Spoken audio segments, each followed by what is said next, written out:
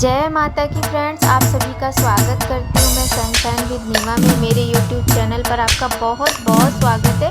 तो फ्रेंड्स, आए हैं माता के नवरात्रे और नवरात्रे मतलब नवरात्रि मेरी मैया रानी की। तो आओ मिलकर जयकारा लगाते हैं अपनी शेरा वाली माता का, मिलकर मनाते हैं मैया को, गुणगान करते हैं उनका, भजन करते हैं, कीर्तन करते हैं, जप करते हैं, तप करते हैं, जो करते हैं मिलकर करते हैं कि हे माँ आओ माँ, शेर पे सवार होकर आओ माँ, हमारे घर में विराजो माँ, हम सबका कल्याण करो माँ, हम सब पर अपनी कृपा बरसाओ माँ, अपना आशीर्वाद बरसाओ माँ, और अब ना हमें तरसाओ माँ, दर्श दिखाओ माँ। तो सब लोग मिलकर जयकारा लगाते हैं, बोलिए अम्बे मात की जय, बोलिए माता रानी शेरा वाली मात की जय, बोलिए साचे दरबार की जय। ओ जंगल के राजा मेरी मैया को लेके आजा, ओ जंगल के राजा मेरी मैया को लेके आजा।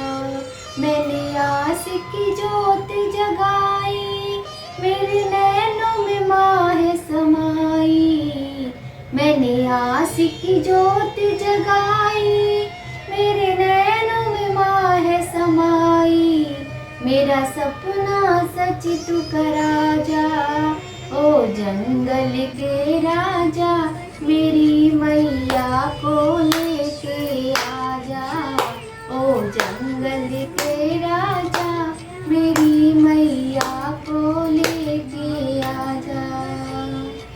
जय माता की दोस्तों, माता रानी के पवित्र नवरात्र के जो ये दिन चल रहे हैं, बस इनमें एक ही आस लगी रहती कि मैया सपने में ही सही एक बार तो दर्शन दे दो। तो वही भावनाएं आज हृदय की बाहर आ गई कि जो सिंह देवता जी जंगल के राजा हैं, उनसे हम विनती करते हैं कि एक बार तो मैया को लेके आ जाए, इन 9 दिनों में एक बार तो मैया रानी अपने भक्तों को दर्शन करा जाए। तो चलिए देर न करते हुए हम माता रानी श्री दुर्गा सप्तशती के 11वें अध्याय का प्रारंभ करते हैं। बोलो अम्बे माते की जय। 11वां अध्याय देवताओं द्वारा देवी की स्तुति तथा देवी द्वारा देवताओं को वरदान।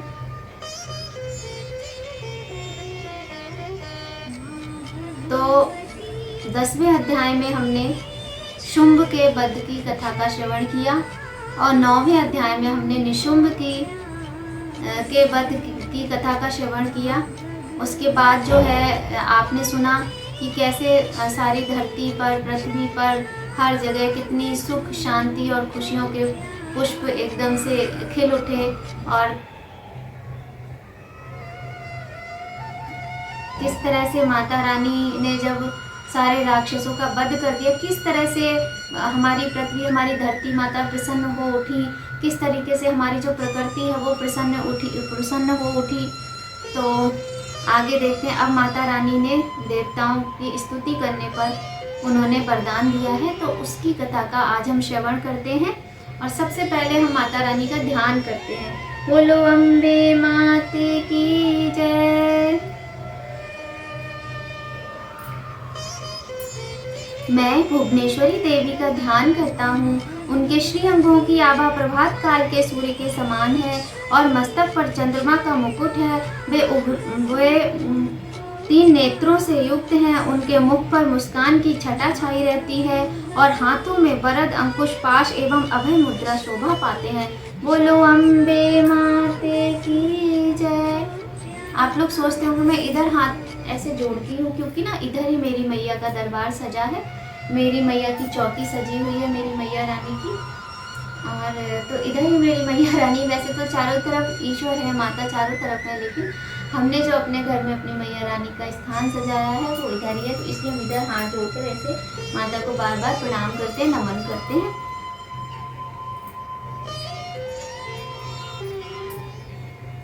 ऋषि कहते हैं देवी के द्वारा वहां महादैत्यपति शुंभ के मारे जाने पर इंद्र आदि देवता अग्नि को आगे करके उन कात्यायनी देवी की स्तुति करने लगे। उस समय अभीष्ट की प्राप्ति होने से उनके मुख कमल दमक उठे।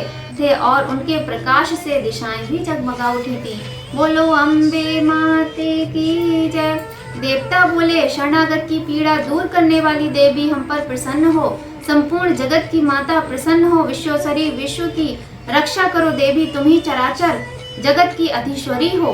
तुम इस जगत का एकमात्र आधार हो, क्योंकि पृथ्वी रूप में तुम्हारी ही स्थिति है। देवी, तुम्हारा पराक्रम अलंघनीय है। तुम ही जल रूप में स्थित होकर संपूर्ण जगत को तृप्त करती हो।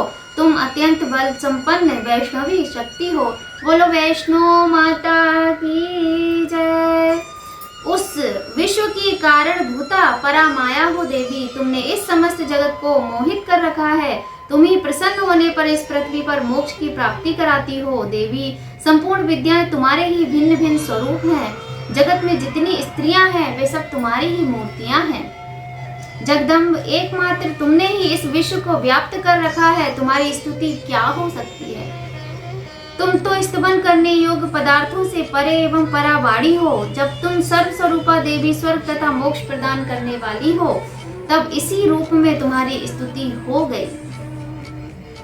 तुम्हारी स्तुति के लिए इससे अच्छी उक्तियां और क्या हो सकती हैं। बुद्धि रूप से सब लोगों के हृदय में विराजमान रहने वाली तथा स्वर्ग एवं मोक्ष प्रदान करने वाली नारायणी देवी, तुम्हें नमस्कार है। कला, काष्ठा आदि के रूप से क्रमशः परिणाम अवस्था परिवर्तन की ओर ले जाने वाली तथा विश्व का उपसंहार करने में समर्थ नारायणी, तुम्हें नमस्कार है। नारायणी, तुम सब प्रकार का मंगल प्रदान करने वाली मंगलमयी हो, कल्याणदायिनी शिवा हो, सब पुरुषार्थों को सिद्ध करने वाली शरणागत वत्सला, 3 नेत्रों वाली एवं गौरी हो, तुम्हें नमस्कार है। तुम सृष्टि, पालन और संहार की शक्तिभूता सनातनी देवी, गुणों का आधार तथा सर्व गुणमयी हो नारायणी, तुम्हें नमस्कार है।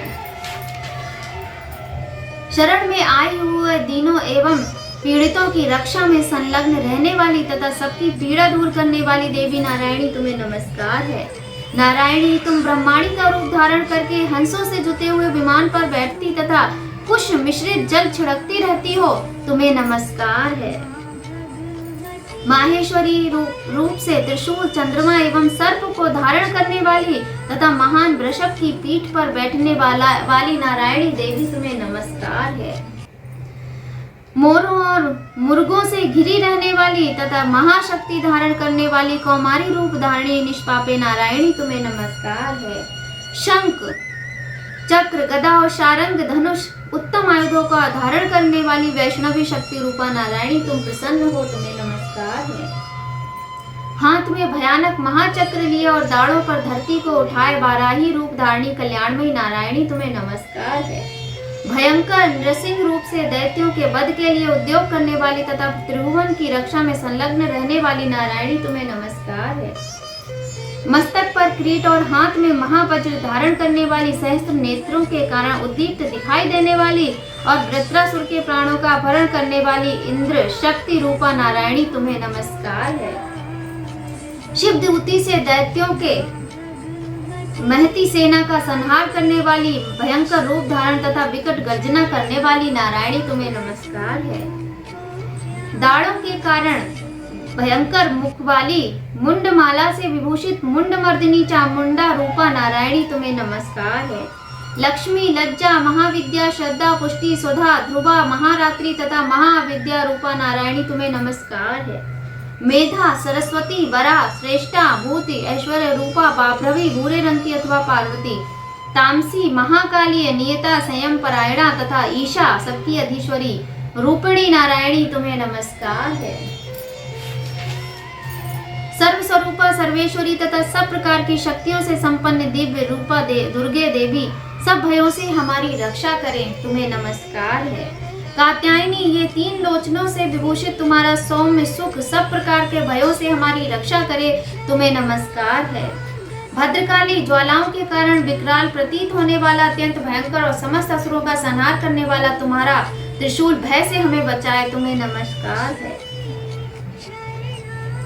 देवी, जो अपनी ध्वनि से संपूर्ण जगत को व्याप्त करके दैत्यों के तेज नष्ट किए देता है, वह तुम्हारा घंटा हम लोगों की पापों से उसी प्रकार रक्षा करे जैसे माता अपने पुत्रों की बुरी कर्मों से रक्षा करती है। हे चंडिके, तुम्हारे हाथों में सुशोभित खड्ग जो असुरों के रक्त और चर्बी से चर्चित है, हमारा मंगल करे, हम तुम्हें नमस्कार करते हैं माँ। देवी, तुम प्रसन्न होने पर सब रोगों को नष्ट कर देती हो और कुपित होने पर मनोवांछित सभी कामनाओं का नाश कर देती हो। जो लोग तुम्हारी शरण में जा चुके हैं उन पर विपत्ति तो आती ही नहीं, तुम्हारी शरण में गए हुए मनुष्य दूसरों को शरण देने वाले हो जाते हैं। बोलो अम्बे माते की जय। देवी अंबिके, तुमने अपने स्वरूप को अनेक भागों में विभक्त करके नाना प्रकार के रूपों से जो इस समय इन धर्मद्रोही महादैत्यों का संहार किया है, वह सब दूसरी कौन कर सकती थी। विद्याओं में ज्ञान को प्रकाशित करने वाले, शास्त्रों में तथा आदि वाक्यों वेदों में तुम्हारे सिवा और किसका वर्णन है, तथा तुमको छोड़कर दूसरी कौन ऐसी शक्ति है जो इस विश्व को अज्ञान में घोर अंधकार से परिपूर्ण ममता रूपी गड्ढे में निरंतर भटका रही हो। जहां राक्षस, जहां भयंकर विष वाले सर्प, जहां शत्रु, जहां लुटेरों की सेना और जहां दावानल हो वहां तथा समुद्र के बीच में भी साथ रहकर तुम विश्व की रक्षा करती हो। विश्वेश्वरी, तुम विश्व का पालन करती हो। विश्व रूपा, इसलिए संपूर्ण विश्व को तुम धारण करती हो। तुम भगवान विश्वनाथ की भी वंदनीया हो। जो लोग भक्ति पूर्वक तुम्हारे सामने मस्तक झुकाते हैं वे संपूर्ण विश्व को आश्रय देने वाले होते हैं। देवी प्रसन्न हो। उसी प्रकार इस समय असुरों का वध करके तुमने शीघ्र ही हमारी रक्षा की है। उसी प्रकार सदा हमें शत्रुओं के भय से बचाओ। संपूर्ण जगत का पाप नष्ट कर दो और उत्पात एवं पापों के फलस्वरूप प्राप्त होने वाले महामारी आदि बड़े बड़े उपद्रवों को शीघ्र दूर करो। बोलो अम्बे माते की जय। विश्व की पीड़ा दूर करने वाली देवी, हम तुम्हारे चरणों में पड़े हैं, हम पर प्रसन्न हो। त्रिलोक निवासियों की पूजनीय परमेश्वरी, सब लोगों को वरदान दो। बोलो अम्बे माते की जय। देवी बोली, देवताओं, मैं वर देने को तैयार हूँ। तुम्हारे मन में जिसकी इच्छा हो वह वर मांग लो।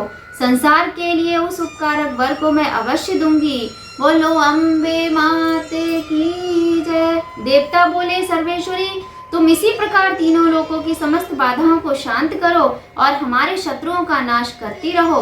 देवी बोली, देवताओं, वैवस्वत मनवंतर के 28वें युग में शुंभ और निशुंभ नाम के दो अन्य महादैत्य उत्पन्न होंगे। तब मैं नंद गोप के घर में उनकी पत्नी यशोदा के गर्भ से अवतीर्ण हो विंध्याचल में जाकर रहूंगी और उक्त दोनों असुरों का नाश करूंगी।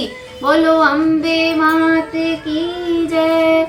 फिर अत्यंत भयंकर रूप से पृथ्वी पर अवतार ले मैं वैप्र चित्त नाम वाले दानवों का वध करूंगी। उन भयंकर महादैत्यों को भक्षण करते समय मेरे दांत अनार के फूल की भांति लाल हो जाएंगे।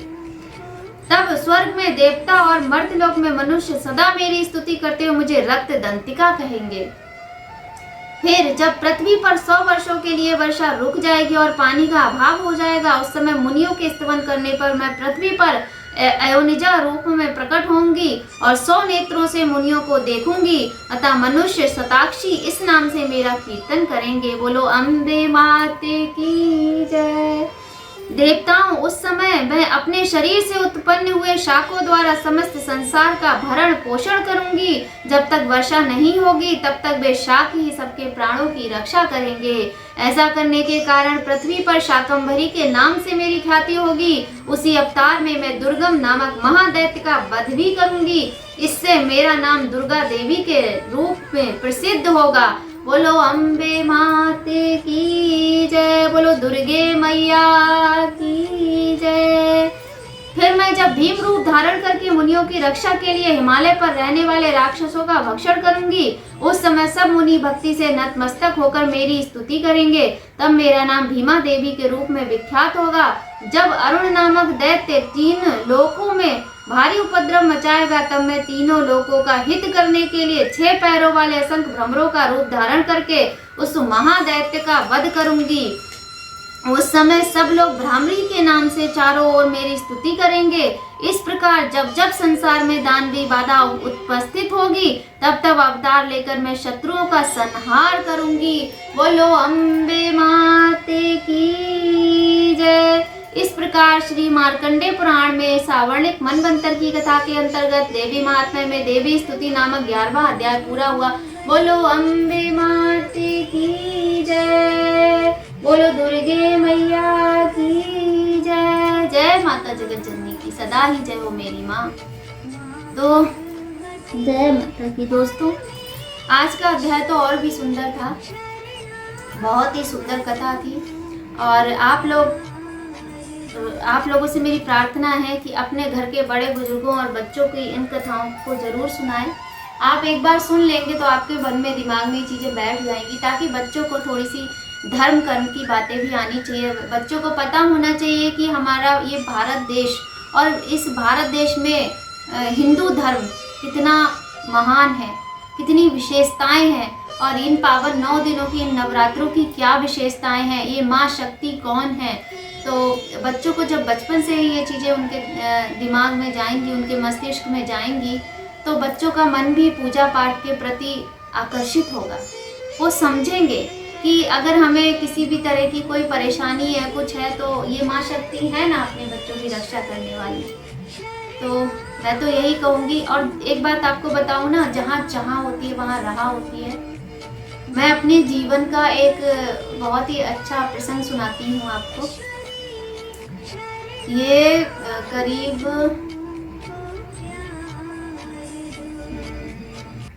7 साल पहले की बात है। 7 साल पहले, 8 साल पहले मैं माता रानी के व्रत नहीं करती थी, पूजा करती थी मैं। मेरा बेटा छोटा था, तो 2 बच्चे थे, बेटी थोड़ी बड़ी थी उससे और बेटा ज़्यादा छोटा था।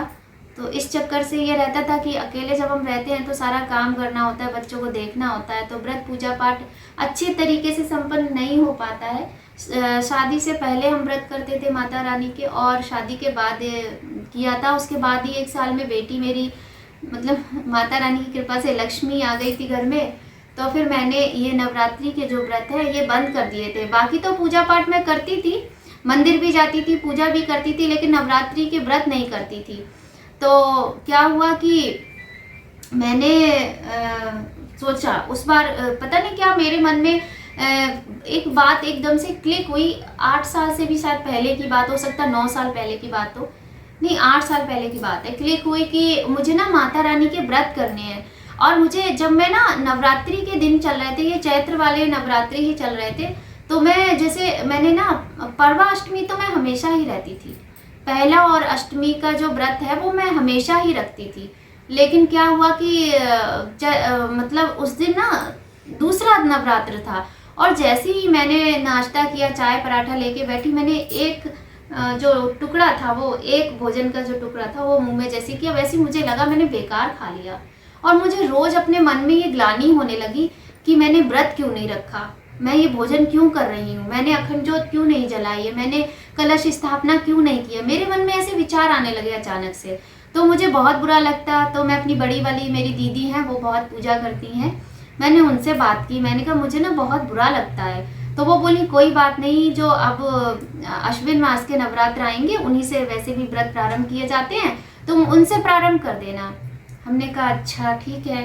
फिर ऐसे करते करते 6 महीने व्यतीत हो गए। अच्छा, मैं ना परवा अष्टमी व्रत करके कन्या जिमाती थी, इतना करती थी मैं, और बाकी जैसे पूरे नवरात्रि के व्रत में नहीं रखती थी। फिर क्या हुआ, जब आश्विन मास के नवरात्रि आए तो मैंने मन में दृढ़ निश्चय कर लिया कि मुझे व्रत रखना है। उसी समय नवरात्रि से करीब 2-3 दिन पहले मेरी बिटिया के एग्जाम चल रहे थे, वो बीमार हो गई, छोटी थी, ऐसी करीब रही 6-7 साल की रही होगी, हाँ, क्योंकि वो 10th में है इस टाइम, तो 6 साल की रही होगी या 7 साल की, याद नहीं है मुझे। तो वो बीमार हो गई, उसको फीवर हो गया, बुखार हो गया बहुत तेज। स्कूल समझ लीजिए आप, वो दवाई खा के एग्ज़ाम देने गई। अच्छा, डेंगू बहुत चलता था उन दिनों, तो मुझे ये डर लग गया कहीं से डेंगू तो नहीं हो गया। फिर खैर उसका ब्लड टेस्ट कराया तो उसको डेंगू ही निकला, क्योंकि उसे बहुत तेज़ बुखार आता था। उसके ना रैशेस पड़ गए थे, रेड पूरी बॉडी में रैशेस पड़ गए थे। अच्छा, कुछ होता है कभी कभी, हमारे ग्रह ऐसे बदल जाते हैं। वैसे मेरे पतिदेव बहुत अच्छे हैं, लेकिन उन दिनों कुछ उनका था, कुछ उनका ग्रहों का असर था कि उनका मन थोड़ा सा ये हो गया था, हम लोगों से थोड़ा दूर होने लगा था। तो खैर वो डॉक्टर को दिखा के लाए बिटिया को, और ब्लड टेस्ट भी कराया। उसके बाद में वो मतलब सीरियस, आज भी वो बहुत ज़्यादा सीरियस नहीं लेते हैं चीज़ों को। अच्छा, मेरा क्या है ना, छोटी सी भी बात होती है तो मैं बहुत सीरियस हो जाती हूँ। अब मुझे, क्योंकि मैं ये देखती थी डेंगू से ज़्यादातर लोग ठीक नहीं हो पाते थे, तो मुझे बहुत ज़्यादा चिंता होने लगी, मैं बहुत परेशान हो गई कि मेरी बेटी को डेंगू हो गया है। और फिर मैं ये भी सोचूं कि नवरात्रि हैं, 3 दिन तक उसका बुखार और बढ़ता गया, उसकी तकलीफ़ें और बढ़ती गई। फिर मैं रात रात भर जगती थी, उसका फीवर चेक करती थी और मैं बस रोती रहती थी कि मैं क्या करूं। मेरा छोटा सा बच्चा, उसको भी मैं नहीं देख पा रही थी, बेचारा बहुत ही सीधा था, बहुत शैतान हो गया है, लेकिन उस टाइम वो इतना सीधा था। उसको मैं जैसे कहती थी ना, जैसे कि मैं डेली मुझे बिटिया का ब्लड टेस्ट कराना होता था, तो उसको मैं बिठा देती थी बेचारे को अकेले और कहती थी तुम दीदी से दूर रहना थोड़ा सा, मैं अभी आती हूँ। फिर मैं अच्छा, उसने जो ब्लड कलेक्ट करने के लिए आता था, उसने मुझे अपना फ़ोन नंबर नहीं दिया हुआ था, उसने मना कर दिया था। किसका था अभी मुझे याद नहीं आ रहा है। तो फिर मुझे ना जाना ही पड़ता था। उसके बाद में फिर मुझे बाद में रिपोर्ट लेने जानी पड़ती थी, उसके बाद फिर मैं रिपोर्ट को डॉक्टर को दिखाने जाती थी, मुझे 3 चक्कर ये लगाने होते थे। और इसके अलावा नारियल पानी, पपीते के पत्ते और गिलोय, ये सारी चीज़ें मैं ढूंढ ढूंढ के, कीवी, ये सारी चीज़ें लाया करती थी। और पूरा दिन मैं ऐसे पागलों की तरह भागती रहती थी, कुछ नहीं बस भागती थी। और बिटिया को पपीते के पत्ते का जूस ज़बरदस्ती पिलाया कि ये किया, दवाई की, वो की, और फिर रोने लगी भगवान के आगे बैठ के। यही पूरे टाइम यही करती थी, क्योंकि उसको जब बुखार आता था ना तो वो बुरी तरह कांपती थी, बुखार में पूरी रेड हो जाती थी, मतलब बहुत तेज। उसे कहती थी मम्मी मुझे कुछ दिखाई नहीं दे रहा है, चारों तरफ अंधेरा अंधेरा है। और मुझे इतना वो लगने लगा मेरे को, मतलब कि माता रानी मेरी बेटी ठीक हो जाए, इससे कहीं कुछ हो ना जाए। मुझे मन में ना डर सताने लगा। फिर क्या हुआ कि क्योंकि नवरात्र भी आ रहे थे और मैंने सोचा हुआ था कि मुझे व्रत करने हैं माता रानी के।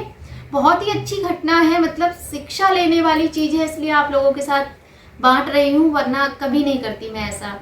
अच्छा, उसके बाद क्या हुआ कि मैंने दीदी को अपनी फ़ोन किया, मैंने कहा कि मेरी बिटिया तो इतनी बीमार है, मैंने माता रानी के व्रत करने का दृढ़ संकल्प लिया था और माता रानी तो कुछ ज़्यादा ही परीक्षा ले रही हैं, और मैं कैसे व्रत करूँगी, कैसे मैं तैयारी करूँगी इस हालत में, इस परिस्थिति में। तो मेरी दीदी बोली कि तुम करोगी व्रत। अच्छा, मेरी दीदी में बहुत अच्छी बात है, वो खूब पूजा करती हैं, बहुत माता रानी की बहुत अच्छी बड़ी भक्त है, तो वो लेकिन हमेशा पॉजिटिव रहती हैं, ये चीज़ बहुत अच्छी है उनके अंदर। तो वो मुझसे बोली कि तुम व्रत करोगी और बिटिया भी ठीक हो जाएगी, तुम बस चिंता मत करो, तुम्हें व्रत करने हैं, तुम बस ये मान के चलो। तो मैंने कहा ठीक है। फिर मैंने सब कुछ माता रानी पर छोड़ दिया कि माँ मैं व्रत करूँगी और मैं व्रत जरूर करूँगी। फिर मैंने सोचा मैं स्थापना करती हूँ, अगर कलश स्थापना वगैरह करती हूँ तो फिर मैं क्योंकि डॉक्टर बोल रहे थे कि हॉस्पिटल में एडमिट करना पड़ेगा बिटिया को, तो मैं कहूँ ये हॉस्पिटल में अगर एडमिट होगी तो मेरी अखंड ज्योत जी होंगी, मेरे कलश देवता जी होंगे, मेरी मैया रानी होंगे, इनको कौन देखेगा, इनकी कौन सेवा करेगा, क्योंकि और मेरे बच्चे का क्या होगा। मेरा लल्ला बहुत छोटा सा था बेचारा, मासूम सा। तो मुझे बहुत, इतनी मैं दुखी थी, इतनी दुखी थी कि मैं आपको बता नहीं पा रही हूँ, इतनी मैं परेशान थी। लेकिन मैं खूब रोती थी माता के पास बैठ के, बहुत रोती थी और कहती थी मुझे व्रत रखने हैं माँ, मैं आपकी बेटी हूँ, मुझे आपके व्रत रखने हैं और मुझे पूजा भी करनी है, और आप मेरी बिटिया को भी ठीक करोगी, सब अच्छा होगा। फिर मैंने फिर दीदी को फ़ोन किया, मैंने कहा मैं क्या करूँ, मम्मी को नहीं कुछ बता रही थी, उन दिनों शायद मम्मी की तबीयत ज़्यादा ख़राब थी, तो फिर मम्मी से बात नहीं मैं कर रही थी इस बारे में, छोटे वाले भैया से बात हो जाती थी। तो दोस्तों आप समझ सकते हैं कि उस समय मेरे एक माँ की मानसिक स्थिति और हृदय की स्थिति क्या हो सकती है जब उसका बच्चा इतनी तकलीफ़ में हो।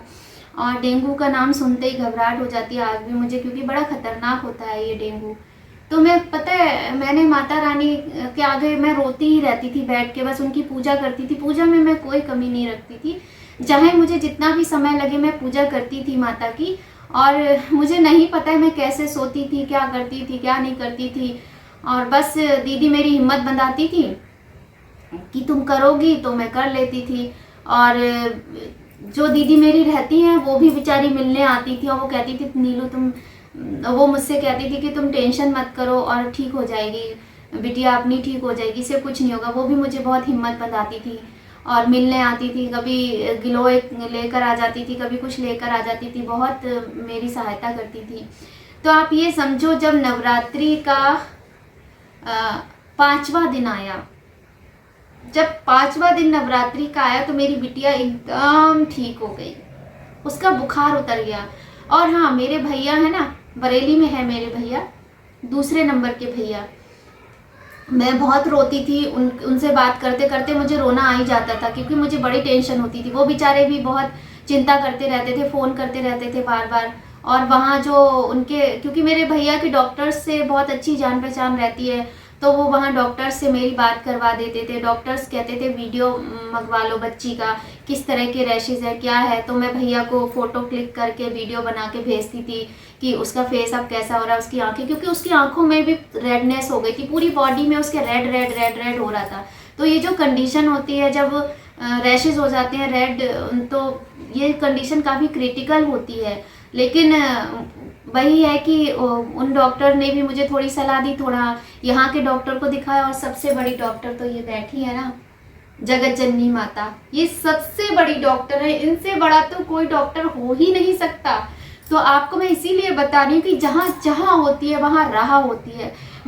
जब मैंने शादी के बाद जो ये नवरात्रि रख रही हूँ, ये जो मैंने प्रारंभ किए, जब मेरा बेटा छोटा था, तो मुझे कितनी मुसीबतें आई मेरे रास्ते में। मतलब मेरी बिटिया की इतनी बुरी हालत थी कि मैं आपको बता नहीं सकती, बहुत ही बुरी हालत थी उसकी। और लेकिन मेरी दीदी, लेकिन हाँ, इससे जुड़े हुए लोग भी होते हैं जिनकी वजह से ये सब होता है। जैसे दीदी मेरी, उन्होंने मुझे बोला नहीं तुम करोगी ये काम, क्योंकि मैं हिम्मत हार रही थी कि मेरी बेटी को अगर हॉस्पिटल ले जाना पड़ा तो फिर मैं कैसे पूजा पाठ कर पाऊंगी, माता रानी का कौन ध्यान रखेगा, कौन क्या करेगा। लेकिन सब कुछ हुआ, दीदी ने बोला, भैया ने बोला कि तुम करोगी तुम करोगी। तो फिर मैंने व्रत भी किए, माता रानी की कलश स्थापना भी की और अखंड ज्योत की स्थापना भी की, सब कुछ किया, माता की ज्योत जगाई और अपनी बेटी का ध्यान भी रखा। और जब मैं डॉक्टर को दिखाने गई ना, तो क्योंकि डॉक्टर तो बोल चुके थे कि हॉस्पिटलाइज कराना पड़ेगा, तो मैं उनको दोबारा दिखाने ही नहीं गई। तो अपने भैया से बरेली में पूछ के मैं दवाइयाँ देती रहती थी अपनी बेटी को, और बस माता रानी से विनती करती रहती थी। तो बस जब मेरी बेटी ठीक हो गई, तो मैं, भैया बोले एक बार अब तो अपने डॉक्टर को दिखा के आओ, ताकि उसको वीकनेस बहुत ज़्यादा थी, वो बैठना उठना उसका बहुत मुश्किल हो गया था, बहुत वीक हो गई थी। तो ताकि डॉक्टर साहब कुछ ऐसा मल्टीविटामिन वगैरह दे कि वो अच्छे से अपनी पढ़ाई लिखाई करने लगे, चलने फिरने लगे। तो फिर जब डॉक्टर के पास गई ना, तो बोले क्या जादू कर दिया तुमने, इसको बकरी का दूध पिलाया होगा, ये किया होगा, वो किया होगा, दुनिया भर की बातें उन्होंने बता दी। तो खैर मैं कुछ नहीं बोली। मैंने मन में सोचा कि बकरी का दूध तो नहीं पिलाया, लेकिन हाँ, अपनी माता रानी के प्रति एक विश्वास जगाया मन में, और माता रानी ने मेरे विश्वास की लाज रख ली। मेरी मैया ने अपनी इस बहुत छोटी सी तुच्छ भक्त की लाज रख ली और मेरी बेटी एकदम स्वस्थ हो गई। तो ऐसे बहुत सारी चीज़ें हैं मेरे जीवन में, बहुत बड़े बड़े चमत्कार हैं। ये मेरा अपना, मैं कहती हूँ ना, मुझे बहुत सारे अनुभव हैं, ये मेरा अपना स्वयं का अनुभव है। तो ऐसा हुआ था, उस दिन से आज दिन है, मैं माता रानी के नवरात्र के व्रत रख रही हूँ, जोत जला रही हूँ, कलश स्थापना कर रही हूँ। तो ये तो संसार की सबसे बड़ी डॉक्टर हैं, ये तो पूरे संसार की माँ है, ये शक्ति है, ये सब कुछ है। ये खुशी देती है, यही सब कुछ देती हैं। हमारे कर्मों के कारण हमें कुछ दुख मिलते हैं, उन दुखों से हमारी नैया भी पार यही लगाती हैं, यही वो मैया है जो हमारी नैया को पार लगाती हैं। तो कहने का तात्पर्य मेरा सिर्फ इतना सा है कि अगर हमारे मन में सच्ची भक्ति है, श्रद्धा है, विश्वास है, तो भले ही हमारे पास पूजन की सामग्री का अभाव है, पैसे का अभाव है, और हमें ऐसा लग रहा है कि समय भी हम नहीं दे पाएंगे, तो ये तो सब बहाने हैं। अगर आपके मन में चाह है तो राह खुद ब खुद बन जाती है, रास्ते खुद ब खुद बन जाते हैं। आप माता के व्रत भी कर सकते हो, पूजा भी कर सकते हो और कथा भी सुन सकते हो। तो माता रानी से यही प्रार्थना करते कि माता रानी अपने भक्तों पर सदा दयालु रहे, कृपालु रहे। माँ अपने भक्तों के सदैव कष्ट दूर करे। जैसे मैंने आपको ये अपने जीवन का एक अनुभव सुनाया है ना, ऐसे ही माता के चमत्कार के अनुभव हर व्यक्ति के जीवन में हो। माता सबकी रक्षा करें, माँ सबके बच्चों की रक्षा करें, सबके सुहाग की रक्षा करें, सबके माता पिता की रक्षा करें, सबके भाई बहनों की रक्षा करें, सबके पूरे परिवार की, जितने भी बच्चे घर में हो, जितनी भी स्त्रियां हों, जितने भी बड़े बुजुर्ग हों, मैया रानी सबकी रक्षा करें। बस यही कामना करते हैं। और आज की वीडियो के लिए बहुत ज़्यादा हो गया। आप लोग बताइएगा कि मेरी वीडियो आपको कैसी लगी। और ये जो मैंने आपको कहानी सुनाई है ना, ये चीज़ें मैं कभी कभी मुझे याद आ जाती हैं, तो मैं वही है, तो फिर लगता है ना कि देखो ना मैया रानी ने कैसी मेरी मदद की। खैर, माँ से बड़ा तो कोई नहीं संसार में, इसीलिए तो मैं कहती हूँ माँ के दिल जैसा दुनिया में कोई दिल नहीं। माता रानी सबके विश्वास को बनाए रखे। मिलते हैं आपसे श्री दुर्गा सप्तशती के 12वें अध्याय की कथा में। जय माता की।